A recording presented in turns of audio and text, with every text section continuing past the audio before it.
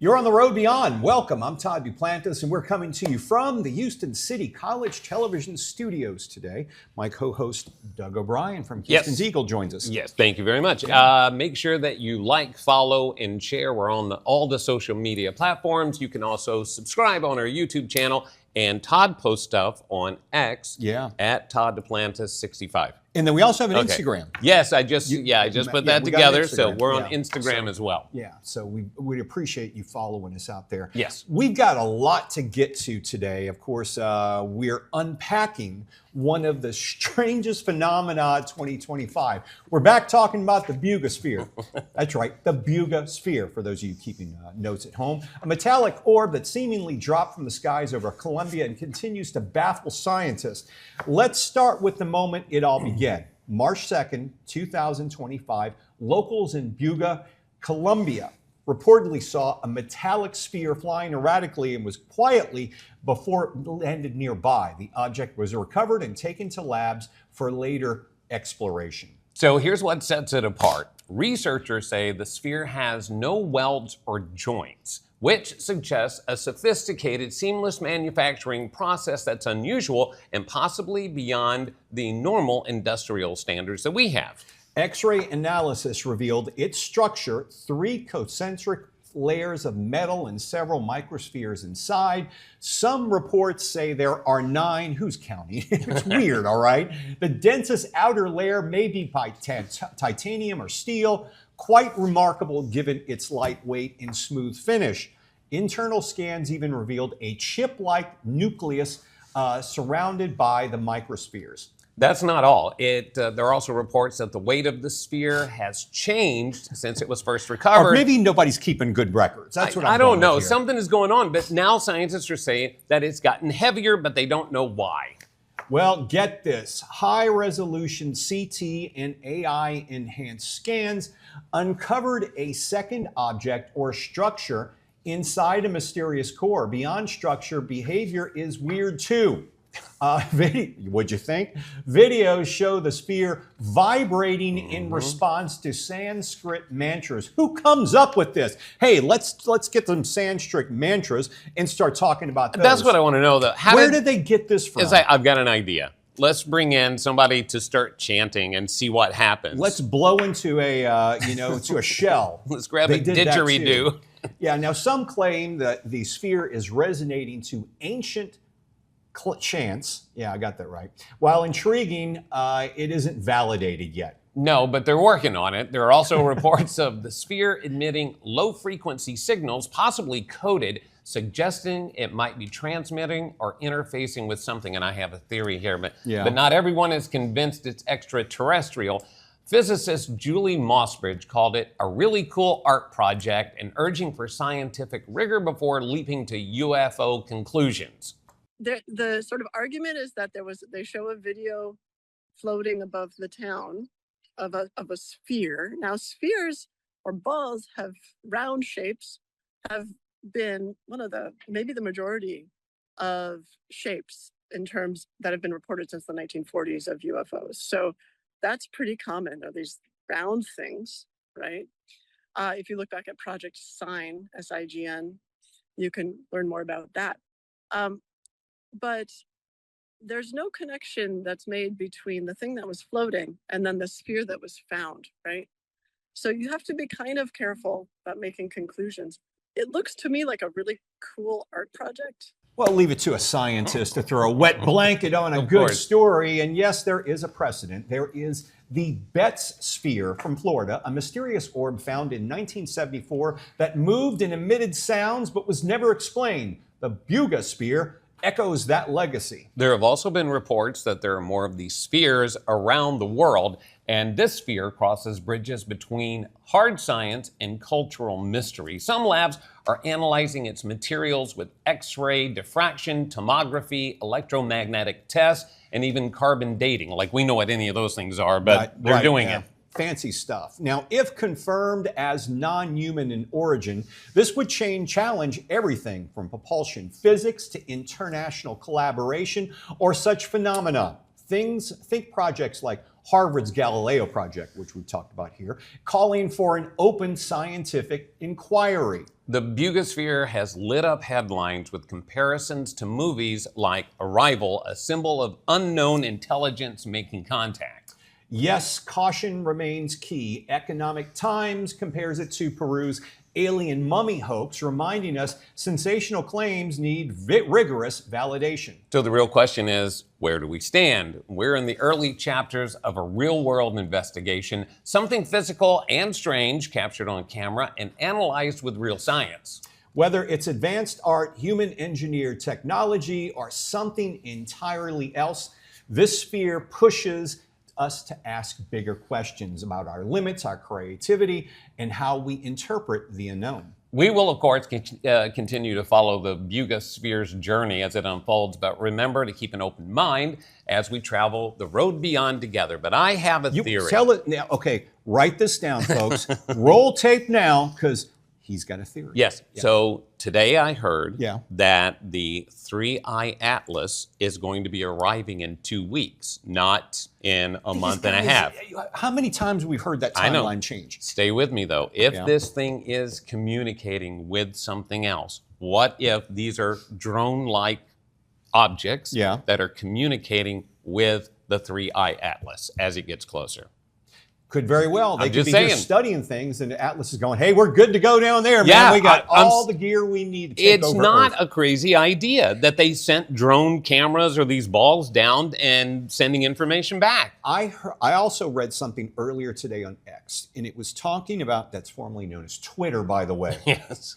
It was talking about the fact that the 3-Eye Atlas may actually be something, we talked a few weeks ago about a guy who said that we had once sent someone, a group out, Yes. the space fleet. There Yeah. wasn't one back then. The space fleet out to explore 3-Eye Atlas. Yes, I remember. Right, or Oumuamua. Now they're saying that we actually may be getting Space Force putting together a reconnaissance mission to actually go and board 3-Eye Atlas, check it out before it gets too close to Earth. Okay, well, it is getting closer. We have to remember that. Avi Loeb is still watching it. He's remember, watching we've it, talked yeah, about him yeah. many times.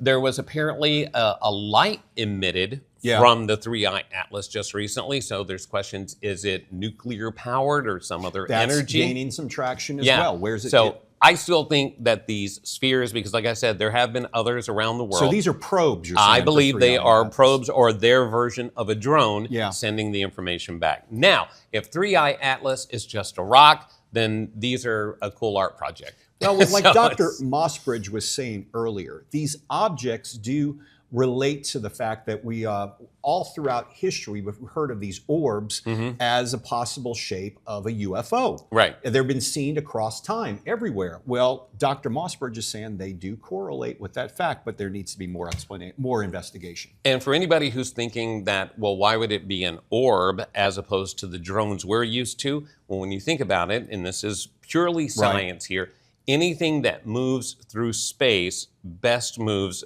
like an orb, Yeah. right? A soap bubble, when you blow Planets. it is round. Planets, Planets, right? yeah. Because there is Yeah. less resistance, Yeah. and that is why they're able to maneuver so well. So this could be ahead of what we are doing.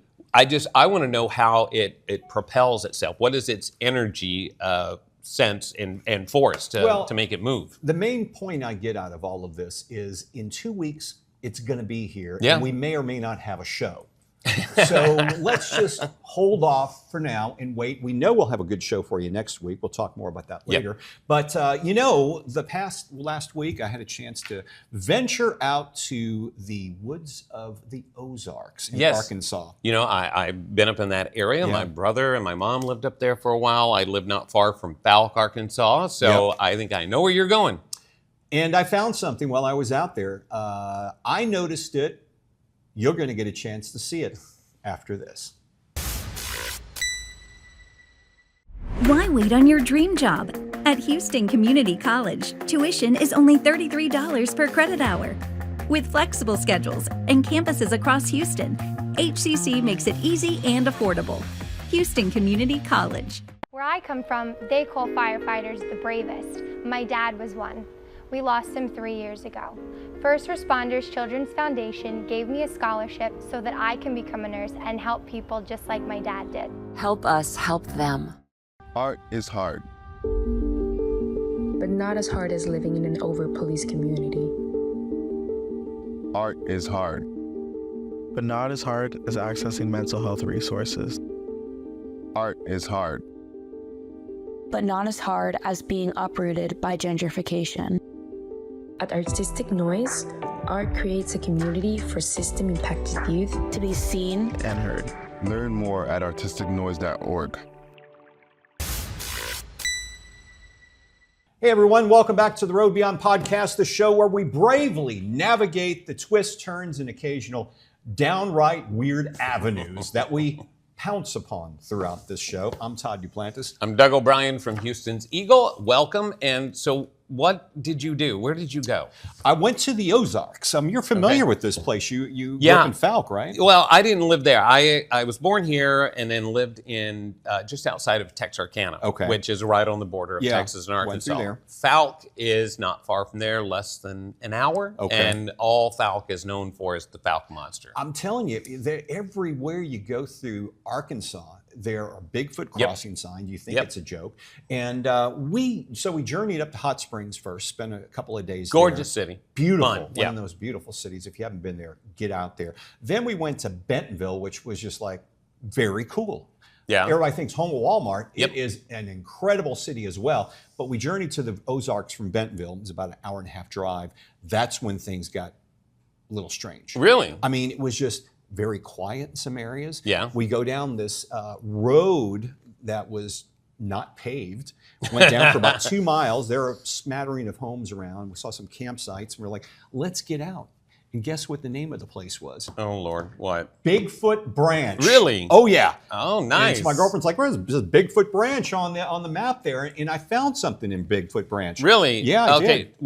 Was it this that you found, by the way? No, that was... You got me yeah. this. No, that we did find that. Didn't buy it in Bigfoot Branch But because wait. there was no shops around there. Is Bigfoot playing pickleball? Yes, he is. Is playing that- is he pickleball. re- That they had pickleball, golf. I thought What? you would go for the pickleball. I'm just picturing Bigfoot playing pickleball. Hey, That- they say it happens. but thank there. you. But What did you find? On the serious side, get a chance to explore Bigfoot Branch, and let's just say I put together a report. Let's take a look at the video.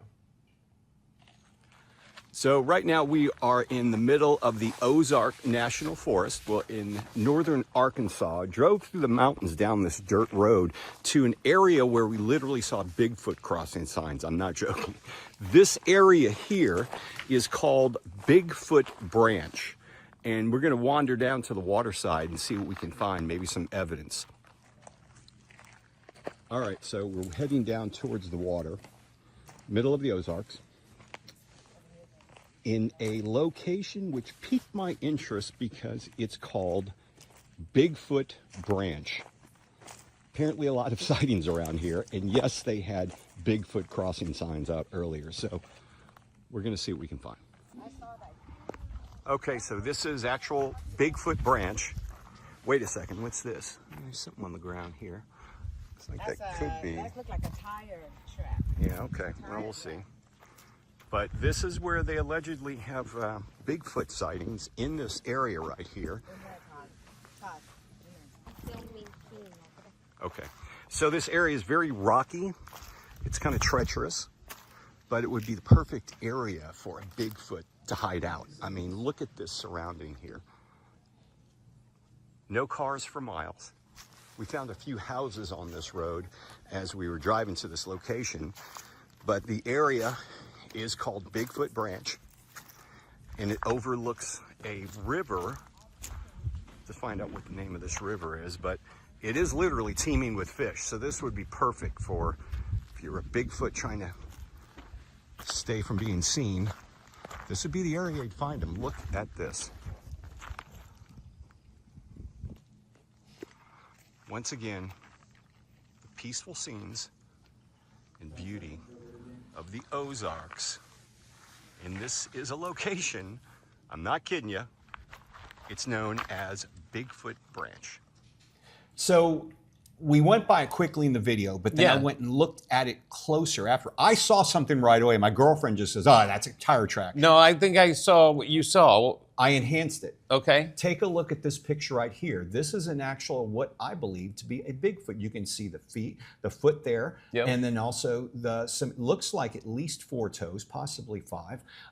But this was implanted. I couldn't find other tracks around the area, just found that one, and there was a tire track right next to it. So meaning it could have been a set of tracks that were disturbed by a tire track afterwards. It's very dry there, so I didn't want to disturb these tracks. I didn't want to put my foot next to it because it would take away the essence of this and could. But that is big. That is big. It's a very large, looks like a footprint. So found that very interesting, very quiet, very eerie. You didn't hear a lot of wildlife. There were some fish teeming in the water. Did you hear birds? There were some birds. You can hear some of them in the video. Because here's very, very quiet. Here's overall. what you always have to watch out for, and I'm not joking. When the birds stop. When the birds stop and the crickets or the frogs stop, that means there's a predator around. Yeah. So that's always be aware of that. That's what I was asking. There's a series on which I started watching after we got back from Arkansas, and I'm glad I did afterwards. It's called, it was called Terror in the Woods. Now they call it the Woods Haunted. Are Haunted. Yeah, I've seen Woods that. Are Haunted. You got to check that out. About half the shows are about Bigfoot, and they aren't peaceful Bigfoots, I should say. Not at all. But it is so gorgeous in Arkansas. Let me say that. It's incredible. There is a spot, and I'm trying to remember the highway. I want to say it's like 7A, something like that, in the southern part of Arkansas, right as the Ozarks and the Ouachita Mountains start. That's supposed to be one of the most scenic drives in the U.S. by travel magazines. We did that, and it was incredible. So I can't believe you saw a Bigfoot print. Isn't that wild? Yeah. And if I would have, everybody else is going in different directions. I'm like, I got to look at this later. We need to do a Bigfoot hunt. I'm all because there are about that, places around here, not far from us, where Bigfoot, can exist, and especially in the piney woods of Texas. Oh, absolutely. You'll hear more on that in the future, but right now, let's dive into some weird stuff that's taken over TikTok and Instagram. Have you ever seen this woman? Took a little bit of ice, a little bit of shrooms. Did that tree just talk or was it you? I can feel the sun on my skin, feel my face melting, existential bliss. Oh my God. I'm sure you're wondering what just happened. Well, we'll have more on her in just a few moments. All right, since I went down this rabbit hole over the weekend, you get to go with me. We're now diving into a TikTok and Instagram rabbit hole that's part sci-fi, part self-help seminar, and part Burning Man religion, really. We're talking about the new wave of New Age mystics, especially blue avians, Pleiadians, and starseeds, and why they've become such a big hit with Gen Z. All right, let's get to know the players here. Blue avians are said to be the advanced bird-like extraterrestrials. Think Falcon from the Avengers meets ancient Egyptian god Horus. What a mixture. Here to guide humanity to higher consciousness levels. You've also got Pleiadians. They're beings from the Pleiades star cluster, and it said that they're beautiful, wise, and super chill. Basically, the intergalactic yoga instructors of the cosmos.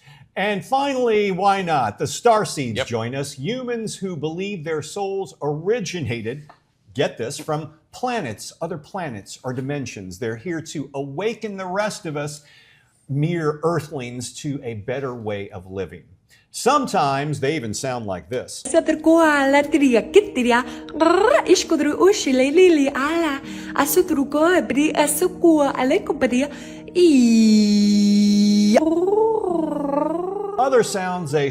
times they sound quite differently, like this. I know my worth, I know my time, I know I'm valuable, a rarity to find. Don't let the way a man treats you define all the magic that you as a woman hold inside. It's time to open my eyes to the reasons why I keep... That is actually Instagram star Shannon Blake. She has a ton of followers, and I am not kidding.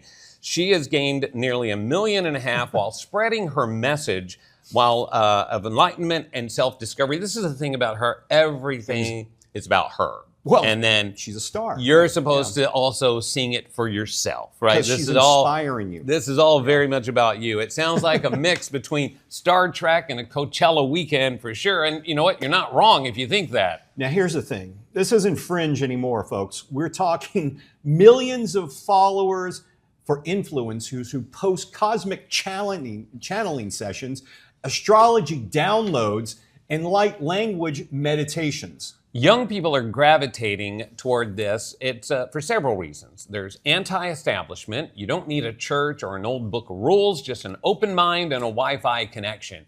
It's also visual. Glowing auras, starscapes, and pastel-lit videos are made for the Instagram aesthetic, and it's interactive. You can comment, manifest, or join live meditations right from your couch. Wow. And let's be honest, after a few years of global chaos, a story that says, hey, you're special, you're here for a cosmic mission, and there's a higher vibe future ahead is pretty appealing. Here's where it gets interesting. Music is huge in this movement. It's not just background noise, it's a tool. You'll hear binaural beats, 432 hertz healing frequencies, and ethereal synth soundscapes in almost every post. The idea is that certain sounds can literally raise your vibration and tune your mind and body like a cosmic guitar. They also remix pop songs into light language mantras, or they layer trance beats under channeling sessions, and it kind of feels like a spiritual rave in your earbud, so take a listen. I am beautiful, I am unique, I am powerful, I am blessed, I am source, light, and body. So not a bad message, but it's no accident. Music builds community. It's emotional, it's shareable. If your message from the Palladians has a hypnotic beat drop, you're more than likely to get 1 million likes. We're also seeing this bleeding into fashion, wellness brands, and even dating profiles. Looking for my fellow starseed is actually a thing now. Now look, whether you think this is genuinely spiritual awakening or just good marketing, the fact is it's connecting people across the globe who feel out of place in mainstream culture. But here's the other side, and it is worth talking about. Some psychologists worry this can blur the line between imagination and reality for younger followers. Yeah, if you're 15 and someone online tells you you're a starseed on a higher mission, that can feel empowering, but it can also isolate you from reality, meaning real-world friends and family who just don't get it. Plus, not everyone in the scene has good intentions. There are cases of people charging huge sums of money for ascension coaching. You mean scammers? Yes, Imagine there are that. scammers on the Who knew? internet. You could also get DNA activation. That's a lot to ask from a teenager from their bank account or really from their parents. It's the same with any belief system that's a belief system online. There's an uplifting community side, then there's the risk of exploitation or emotional manipulation. So next time you see a pastel-winged blue avian pop up in your feed and you haven't taken any drugs, they might just be inviting you to a higher vibe dance party in the 8th dimension, but proceed with caution. And if you hear calling all starseeds, run the other way. Yes. No, really, congratulations. You've officially entered the Road Beyond podcast. This one is trippy. The makeup, the body paint, all of the just everything, but I totally get why kids love this. It's funny and a little bit strange because you sent me this article. You'd written the portion of the article, and I set it aside. Then I went to reading it, and I look at some of the videos, and I'm like, wait, that's that crazy Shannon, woman, and I'd seen her before. She's getting in my,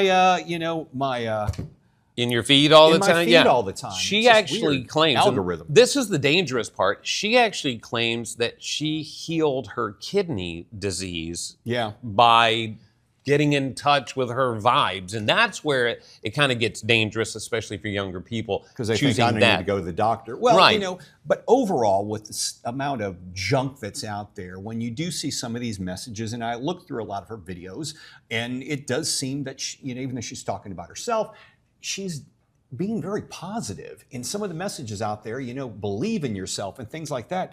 What's wrong with that? Well, let's look at the... She's not asking for money. No, but let's look at the televangelists of the 80s and 90s. Yeah. That started out one way, and then eventually it got to where Jesus says, I need a new jet. right? So we've seen that before, yeah, folks. Yeah. Yeah, you definitely have. So this has the potential. If it stays where it is, it can be a very beautiful, wonderful thing. Right. I mean, when I was in college here in the U of H system, I took a dance class and a yoga class, and we did some of the same stuff, or we did group chanting and everything, and it really does connect you, and it makes you feel good, but you got to be careful. Especially online. You Yes. never know what you're going to get. Hey, folks, we're running out of time, but we've got Bare Necessities coming up next. We'll be right back. Why wait on your dream job? At Houston Community College, tuition is only $33 per credit hour. With flexible schedules and campuses across Houston, HCC makes it easy and affordable. Houston Community College. Dear Santa, my mom says I'm a good helper, but you didn't come last year. I just really hope this year when I wake up, I'm gonna see that you came to my house too. Donate today. Welcome back to the Road Beyond podcast. I'm Todd Duplantis. I'm Doug O'Brien. It's our favorite time for Bare Necessities. Yeah, so you sent this video, and I loved it because I've seen these dogs. They're very vocal. Just take a look at this dog and how he reacts to this cactus.